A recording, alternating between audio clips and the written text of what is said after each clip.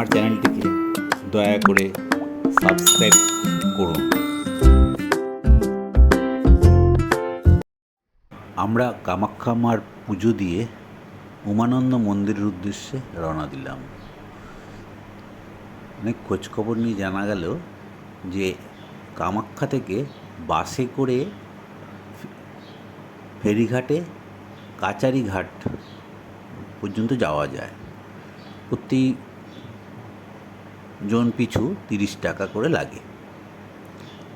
আমরা সেভাবে পৌঁছে গেলাম কাচারিঘাট।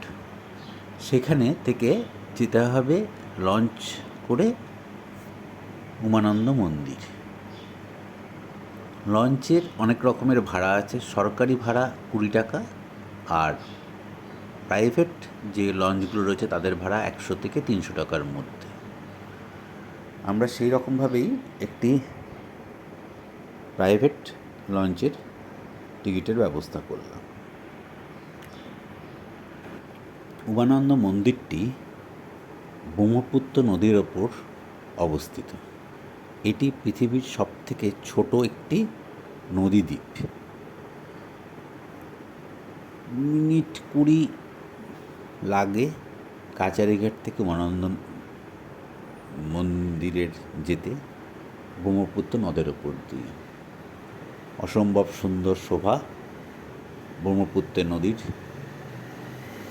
এবং সেইখানে নদীর ওপরে নানা রকমের স্টিমার, ছোট ছোট নৌকা, অনেক রকম জিনিসই যানবাহন রয়েছে। এই মন্দিরের একটি বিশেষত্ব আছে। এই মন্দিরের নামটি উমানন্দ কীভাবে হইল? উমা অর্থাৎ শিবের পত্নী পার্বতী, এবং আনন্দ, এই দুটোর নামের মিশ্রণই হচ্ছে উমানন্দ। দেবাদিদেব মহাদেব পার্বতী অর্থাৎ উমার জন্য এই সুন্দর দ্বীপটিকে সৃষ্টি করেছিলেন। পুরাণে কথিত আছে মহাদেব একসময় গভীর ধ্যানে মগ্ন ছিলেন।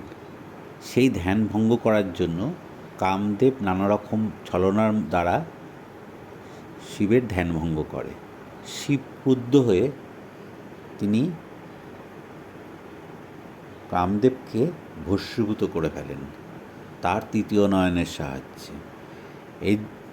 এই ঘটনাটি এই স্থানে হয়েছিল বলে এই পর্বতের আরেকটি নাম আছে ভস্মাচল। এই মন্দিরটি ব্রহ্মপুত্র নদের ওপরে সৃষ্ট।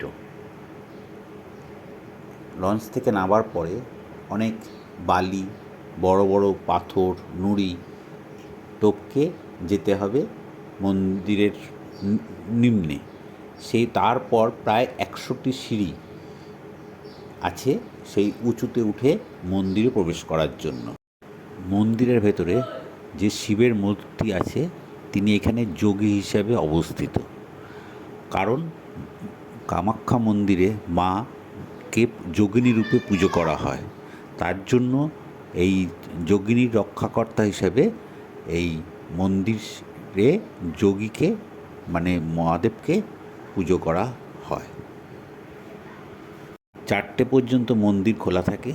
তারপরে শেষ লঞ্চে করে আমরা আবার কাচারিঘাটে ফিরে আসলাম, এবং সেখান থেকে আমরা একই রকমভাবে বাসের মাধ্যমে আবার কামাখ্যায় ফিরে আসলাম।